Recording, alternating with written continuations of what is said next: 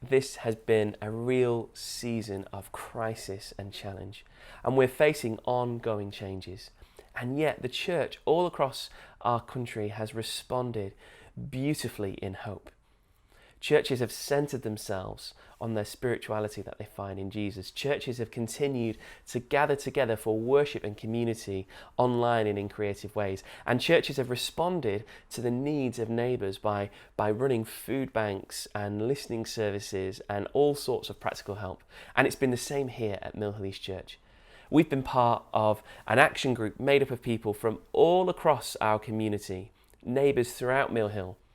And that group has helped over 200 households. We have about 150 people who come on a Sunday, and we've been linking and connecting with all of them in different ways. And that's as well as the people who come to our youth groups and programs.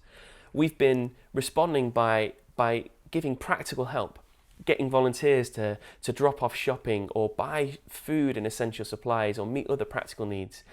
We've had volunteers who've been picking up prescriptions for those shielding and helping other people, other neighbours in our community to be linked up with people in need.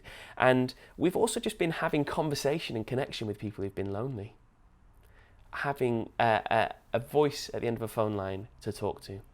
That's as well as ongoing kids church. We've been sending out packs to people who come to kids church that families would continue to grow together. We've been running our youth groups online. And we've had loads of small groups where different people in our church community are able to meet for encouragement. They have a group to pray with, a group to get through this together with. On top of that, people have found meaning in the mess. I've had so many conversations with people who've prayed or read the Bible or joined a church service for the first time. People have found hope and purpose in Christian spirituality. And we've gone from not even having a YouTube channel to now having over 15 hours of content available online, 15 hours of prayer and worship and Bible teaching. An average Sunday service gets about 280 views, some of those views coming from whole households watching together.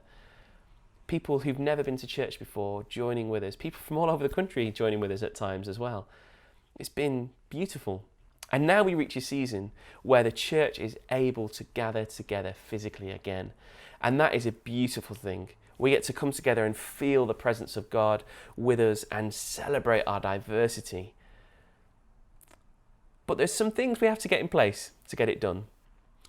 We've been working really, really hard in following the new guidelines that have just come out this week so that our church gatherings can be totally safe and secure.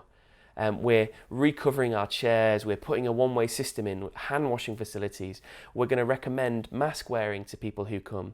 There are loads of things that we're putting in place, but they will mean that we can gather together and worship God and pray and be encouraged, and we can't wait for that.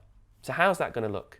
Well, first of all, our normal 11 o'clock Sunday gathering is going to remain online. Because even as I've said about those measures we're putting in place, there are going to be some people who just can't gather or don't feel quite ready yet. And that's okay. So our biggest, fullest gathering is going to be 11 o'clock on YouTube and Facebook, and everyone, whether you are shielding at home or whether your family has been at another service, is going to be able to gather together for worship and community. But we're also going to start a 9:30 service on a Sunday morning. That's going to be a family communion where there'll be kids' activities around tables and the chance to share in communion together, share in prayer together. In the afternoon, we're going to open up the church for private prayer. And that means you can come, pray, use the space, and then maybe even gather with a group of 6 or with 2 households out in the community garden afterwards for some community. And then in the evening at 6:30, we're going to have our anchored service, an alternative expressive service that will be great for people to join in with. As well as a Sunday full of lots of ways for us to gather together in small, safe groups. We're also going to add a couple of things midweek. At 7:30 on a Wednesday evening, we are going to have an Alpha service. If this season has made you ask questions about life, or you have questions about Christianity in the church, this will be the place to come. No question will be off limits. And it'll be a beautiful chance to come and meet some neighbours and grow together.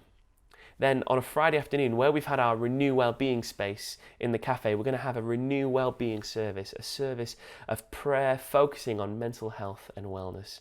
And that's going to be really, really meaningful for those who come. So church is going to begin to return. But all of those things that we put in place are going to take a while for us to just get things prepared. So we're going to launch everything on the 12th of July. And it's going to be great. It's going to be really good. So from the 12th of July, all of those programs are going to start, and we'll get out more information and make our risk assessments and practical things that you might want to know available.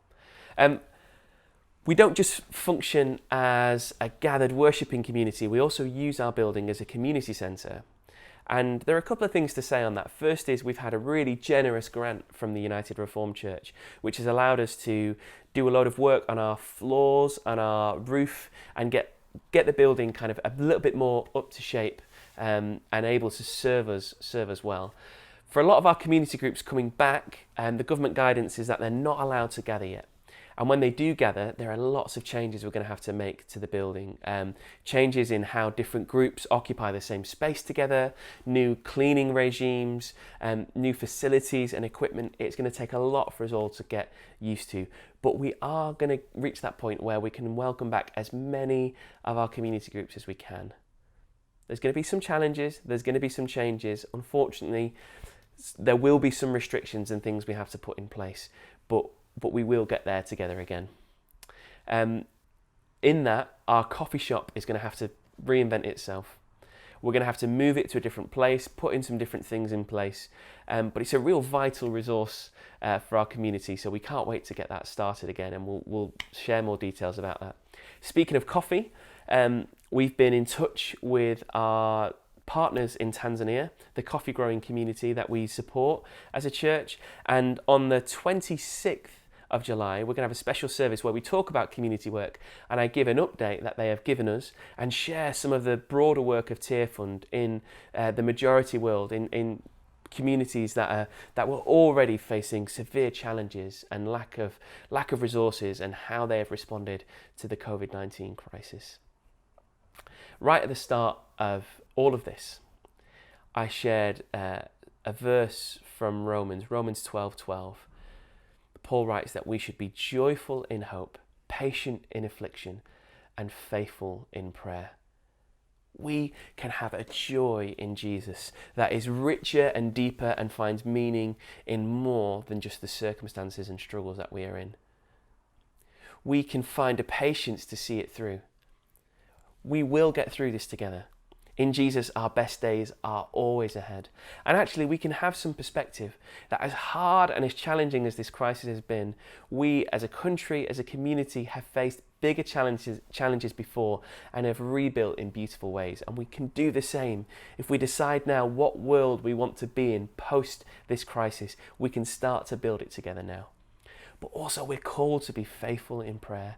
Prayer anchors us in the love and the peace of God.